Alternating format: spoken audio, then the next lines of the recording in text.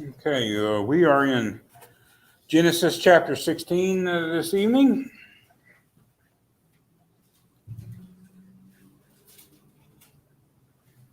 And this is, I think, a pretty difficult chapter. I don't know how y'all thought the study has gone so far. If you think it's been difficult and maybe challenging or uncomfortable or awkward, well, buckle up, Buttercup. It's about to get really rough. Genesis chapter 16. We'll just read the first 6 verses right now. Now Sarai, Abram's wife, had borne him no children, and she had an Egyptian maid whose name was Hagar. So Sarai said to Abram, "Now behold, the Lord has prevented me from bearing children. Please go into my maid. Perhaps I will obtain children through her." And Abram listened to the voice of Sarai. And Abram had lived 10 years in the land of Canaan. Abram's wife Sarai took Hagar the Egyptian, her maid, and gave her to her husband Abram as his wife. He went into Hagar, and she conceived. And when she saw that she had conceived, her mistress was despised in her sight. And Sarai and Abram said to Abram, "May the wrong done be upon you, the wrong done me be upon you. I gave my maid into your arms, but when she saw that she had conceived, I was despised in her sight. May the Lord judge between you and me." But Abram said to Sarai, "Behold, your maid is in your power. Do to her what is good in your sight."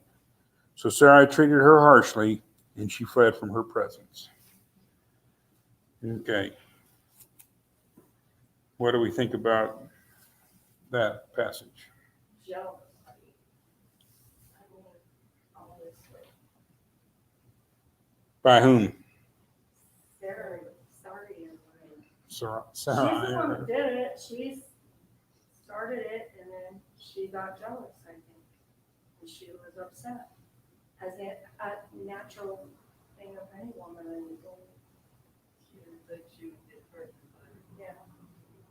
Yeah, maybe she doesn't think it would actually happen, or Yeah. certainly maybe not fully aware of how she would respond to it happening. What's that, Alma? She hadn't thought it through. Evidently not. Okay. Because I wouldn't give mine to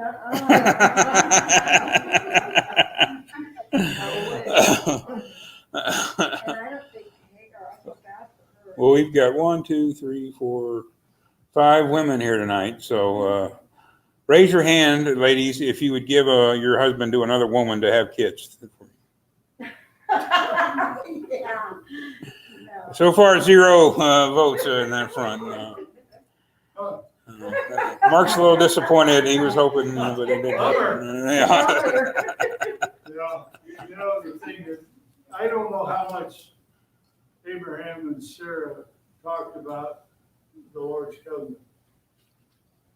But evidently, she must have known about it, and that God had told Abram that he would be blessed, the nation, that he would have descendants like me. And so she kind of lost track of that. I mean, she didn't, I don't know if she forgot about it, or she didn't believe it was going to happen through her, or what. I don't really know, but there was some thought in her mind that it just was, wasn't possible. She'd gone this long without having children. We have a tendency, and I think it's understandable, to kind of impose our idea and concept of what marriage looks like into this story. And we wonder how much Abram and Sarai have discussed the covenant God gave Abram, and maybe quite a bit, maybe not much at all. And so there's a lot of things about marriage today that when you put it into the context of the Old Testament, it doesn't seem to work too well. It's just a very different thing. Robert? Yes, sir. I've been reading this too. I'm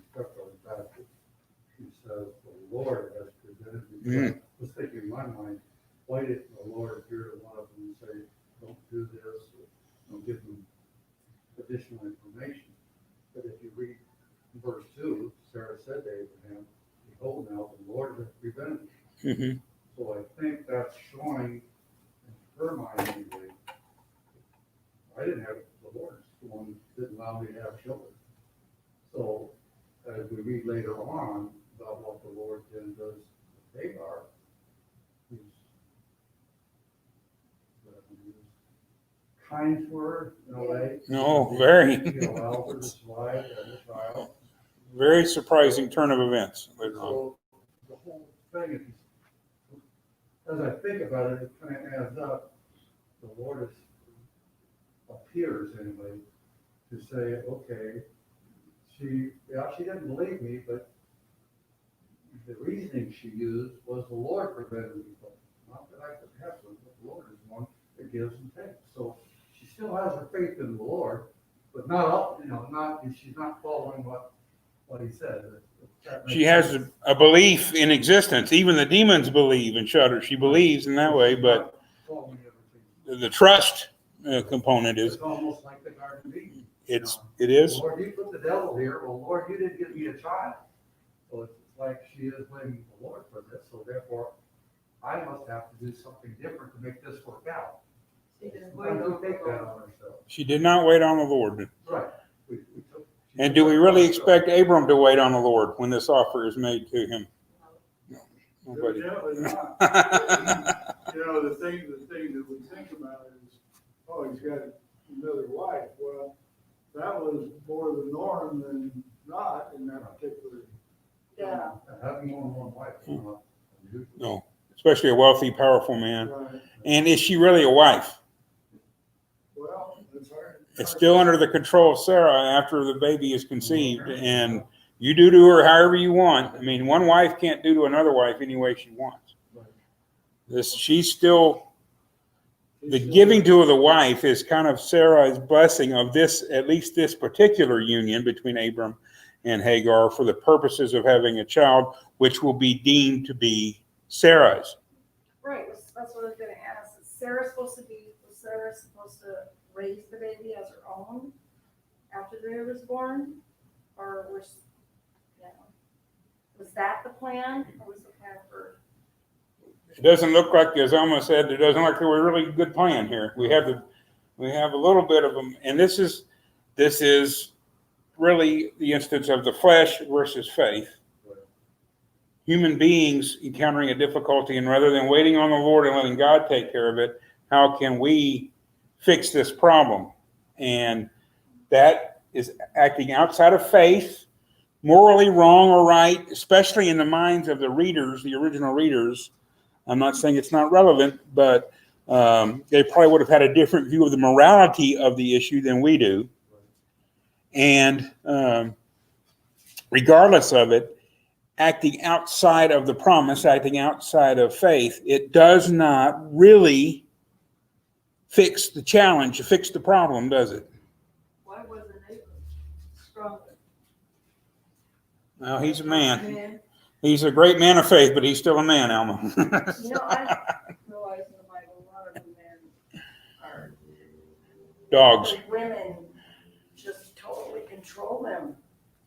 A lot in a lot of the Bibles that I read. In a lot of the Bible that I read, the women power over them. It's mind-boggling. I think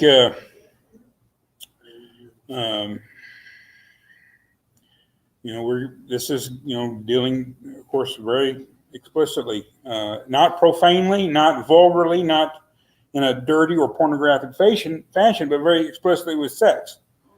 And sex is a tremendous, wonderful blessing God gives humanity. That humanity does what it usually does with God's blessings and turns it into a curse. Right. Something God gives us to be a pleasurable and unifying experience within the confines of marriage. And it becomes, for a lot of people, the end all and be all of their existence. And when that happens, it becomes their God. That is the purpose of their whole lives. There was a guy I really liked him. He was kind of a little odd. But not talked to him at Issaquah, and he said, money does not make the world go round. Sex makes the world go round. I mean, why do you go buy that car? Why do you get that extra money? Why do you work harder at the job to get? Why do a guy historically? Now, maybe now it's different, and our sexual ethics are. Boy, I don't know exactly how to explain it right now, where our country is on this, but historically, it was up to the man to attract the woman and be the provider and have the means and take care of. Why does he do all that? Why does he plug all those extra hours? Why does he buy that car and all? You get the chicks, right? I mean, that's so. I mean, it depends. Whatever you want to do with your money. A lot of what drives people are different things, really. But a lot of people in the world are driven by the desire to, a lot of men at least, I think I can speak from that, but I'm sure there's women too on this side that are driven by the desire, their sexual desires. And when it gets out of place, then we see bad things happen. What is intended as a blessing becomes a curse. Our job should be blessings. If our job is our whole identity and that's all that matters to us is how good we are at our job or how far our career goes, it becomes a curse. Everything, any blessing God gives you, you can turn it into a curse if you want to. But in terms of the dynamic, the sexual dynamic, what's going on here? A couple of things. First of all, where did Hagar sign off on this? No choice. Where did she work? Where did she agree to this arrangement? She wasn't given a choice, I don't think. My verse 6 says that Abram had this relationship with Hagar. And when she discovered that she was pregnant, she was the one that started treating Sarah bad. Oh. Yeah, verse 4, her mistress was despised in her sight. Mm-hmm. So I It's- think that was one of the things that was really very important at that time, was to have children. mhm, So, and she was a slave, right? She was mhm. bought out there. So the fact that she could do it, and the mistress that in charge couldn't do it. Oh, She's thinking, whoa. the class topsy-turvy here. And, you can look back at the story of the conception of Samuel. Hannah was one of two wives, at least, to her husband, and the other wife could have children, and Hannah couldn't, and the other wife would make fun of Hannah. It was a source of, and you see in the story of later on of Jacob and Rachel and Leah, the rivalry, and you add into that, they're sisters, so there's this other dynamic. Here and then in the big scheme of things, when you have polygamy, the first wife is always going to be kind of number one wife in a sense. So there's always going to be all these layers, and it's not, the idea that was kind of put forth in the 70s, I think, that, we are animals, and for us to have sex, it's like animals having sex or reproducing, mating, and that's all it is. That and everything else is learned. I don't really buy that. I think human beings have a sex drive given by God, but they also have more complex relationships than that. And you can't sign off on it by saying, well, it's man and a woman or whatever. And that's that. They're consenting adults and they do whatever. And we don't even have consent here on one half, do we? What do we call sex when one party doesn't consent to it? Great.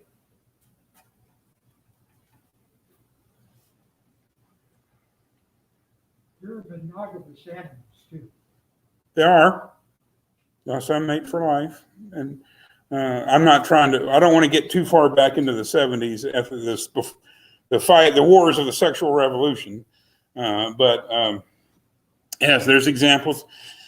There's examples of homosexuality in nature too. I mean, we can't say that it's absolutely not in nature at all. It does exist in some, especially higher level, more intelligent animals, dolphins and apes and things like that sometimes. So I don't think we can just go to nature and learn everything we need to know about being human, about what God wants for his people. So, but I do think it's informative, and I think we should consider what the creation that God has placed us in. But if PD was here, we could ask him and get maybe a clarification on this. In an institutional setting like a prison or some other place, it's hard to think of anything other than prison, but or when one of the parties is incapacitated based on their age, if they're too young, or they're somebody spiked their drink or something like that, they're inebriated, or what do we call that? Can you have sex with someone in that situation? You think that it doesn't happen in the nursing home, but it does. Oh, yeah, we hear about it all the time. It can happen in whenever when one party can't withhold consent.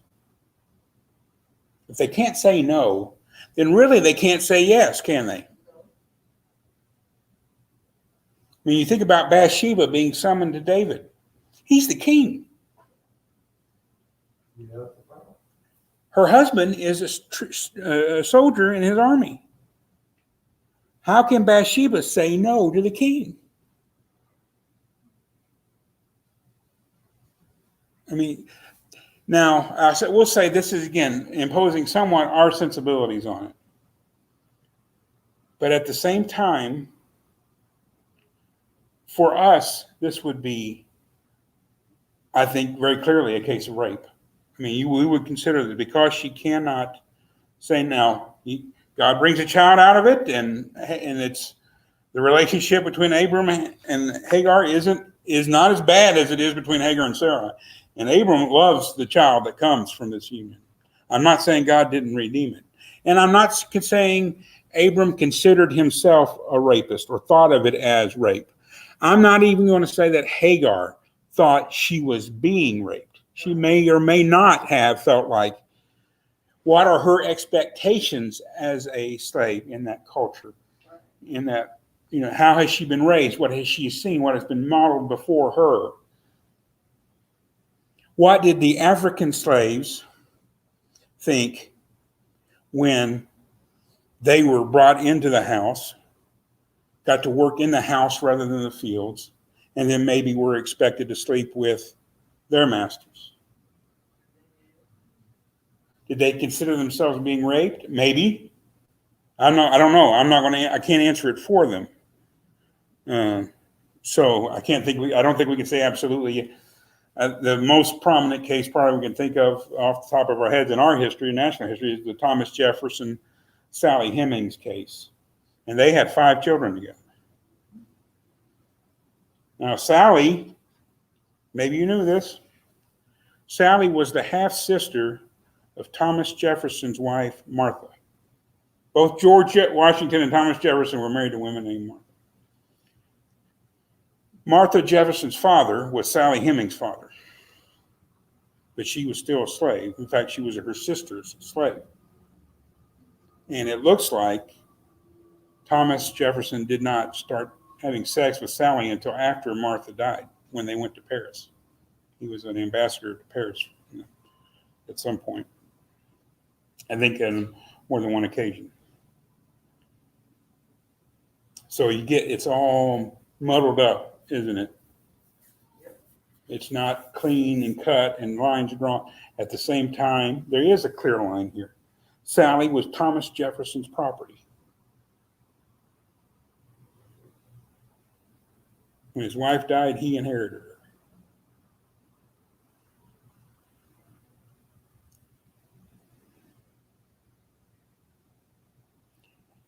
Now, the story of Abraham, again, predates the Mosaic Law, but it would have been understood originally by people under the Mosaic Law. And the law of Moses does deal with slavery, not in the way we would have liked, perhaps, but it does deal with it. If you want to look it up, I think most relevant passage is Exodus chapter 21, verses 1 through 11. And in that, you see not only slavery, but sexual discrimination. It's slavery of Jewish people becoming slaves. And when you acquired a Jewish male slave, he served you for 6 years. On the 7th year, he went free. And there's other relevant passages, but he could go free, and you had to give him a bunch of payoff. You had to pay him for his labors, and you couldn't be mean to him. You couldn't beat him and treat him severely, even though he was your slave, if he's a Jew, if he's a fellow Jew. If a man sells his daughter as a slave, she does not go free after 6 years.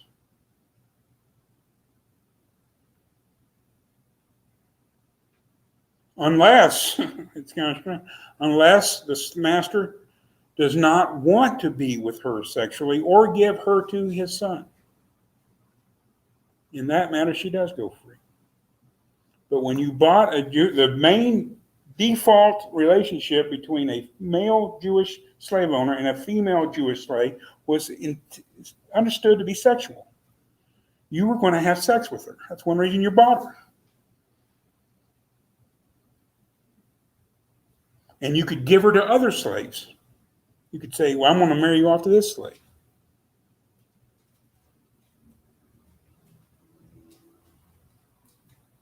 And if she does have sex with either the master or his son, then she's tied to that house forever. She's supposed to be tied to that house forever. That's a way of protecting her. If you don't want her, she can be redeemed. It's kind of confusing. The passages say slightly different things about going out and treating her just like the male slave. Under those cases, you pay her, give her, and all that. But there's a very different expectation.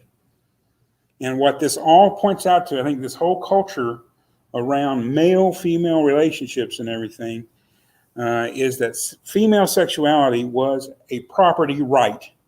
It was a commodity. It was something bought and sold. And it was either sold by the father, sold by the master, or in this case, sold by the mistress. Sarah doesn't look at Hagar and say, oh, I'm so glad I'm not a slave. I'm going to treat her the best way I possibly can. I'm not going to let her be exploited any more than absolutely not. No. Go be with Abram. Give me a child. Act as my surrogate, whether you want to or not. It doesn't matter. And since your consent can't be withheld, it can't be given either. Now you may say, again, their sensibilities, their attitudes about this are really kind of unknowable for us. I doubt very seriously Abram considered himself to be a rapist, that he thought he was committing rape while he was doing this. He probably thought, I'm a big, wealthy, powerful man. I'm entitled. My wife's even signed off on this, And maybe even Hagar doesn't feel like I'm being raped. She may be even thinking she's being favored, especially when she conceives a child out of it. But does that change kind of objectively? I mean, is anything I'm saying about this subjective? How they felt about it is subjective. What actually happens in the story is relatively objective, isn't it? A master has sex with a slave. And she's not really on, she's given as wife, but she's not a wife because the other wife, do whatever you want to do her.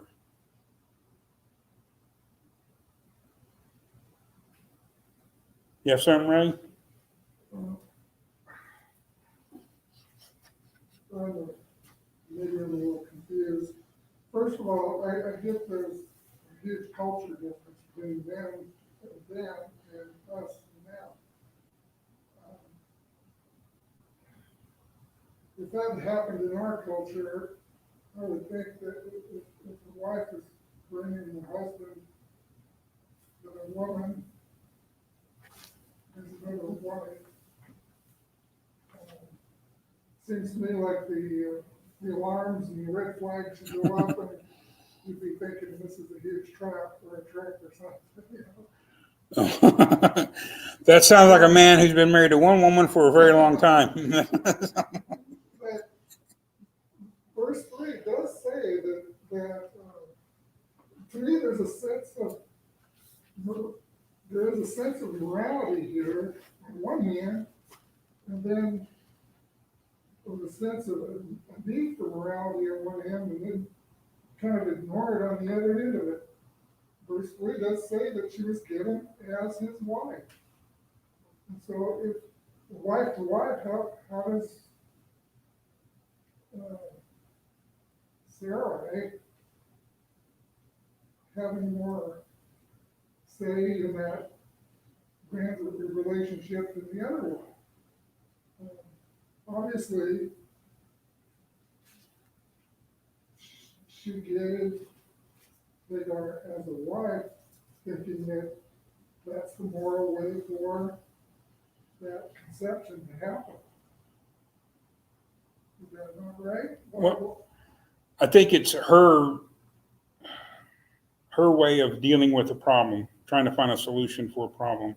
I don't know that it was considered immoral by them. I don't know that she was worried about it being moral or immoral. Why would it say anything about? Why would there be the need for her to give Hagar as the wife? Okay, because I think normally when a slave owner had sex with one of his slaves and they had children, that child would be a slave. Like Sally. So it's more of a morality thing, it's more of a. Kind of a legal thing. For my personal benefit. Yeah, this is going to be designated. Our benefit. Again, under the Mosaic law, this is kind of a little bit far afield, but if a married man dies without any children, his wife married his brother, and the first male child they have, is legally designated to be the son of the dead man. So he inherits that dead man's, even though he's actually his nephew, he inherits the dead man's estate.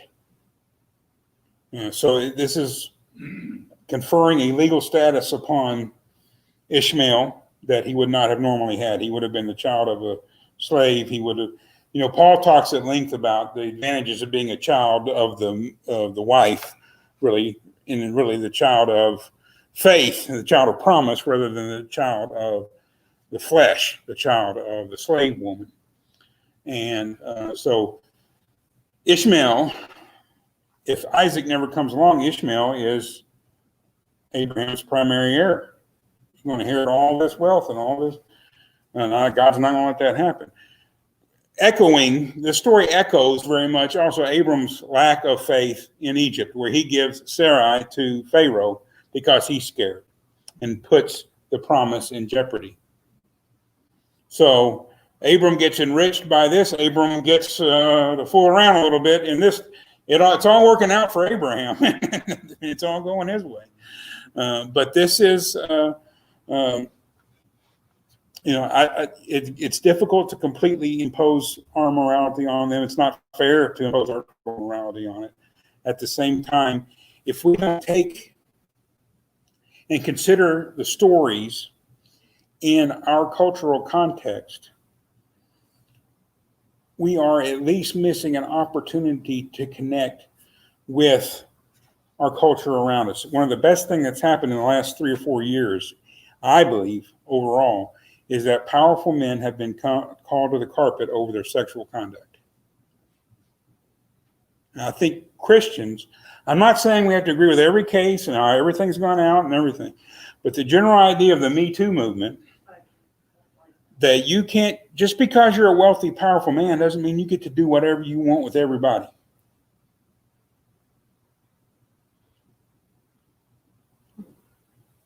This is pre-Me Too movement.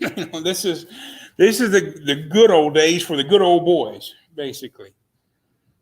And Abram is the leader of the good old boy gang. I mean, he gets to do whatever he wants, basically. Yes, sir. I'm just thinking of Christ and his birth and the effect believe that we're told the story about she became pregnant by before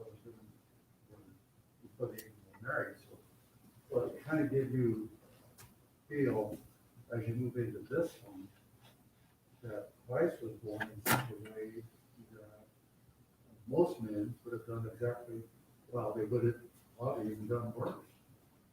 Rather than put her away, violently, they might have just said she was slept.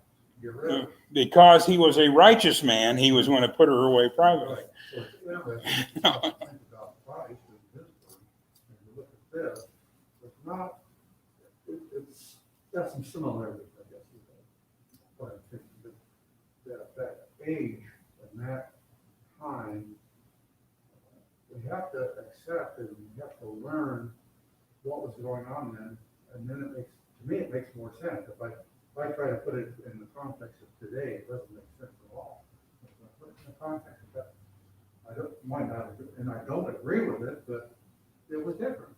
And what God accepted and what God did with people to make things work, and He always does. He's the winner. God's the winner, no matter what you and I would have done back then. He's the winner. He makes it come out. And we can see Ishmael as the product of sin, or we can see Ishmael as God beginning to redeem the failings of humanity, of a broken humanity. The child is not to blame. The child is not unwelcome by either Hagar or Abraham.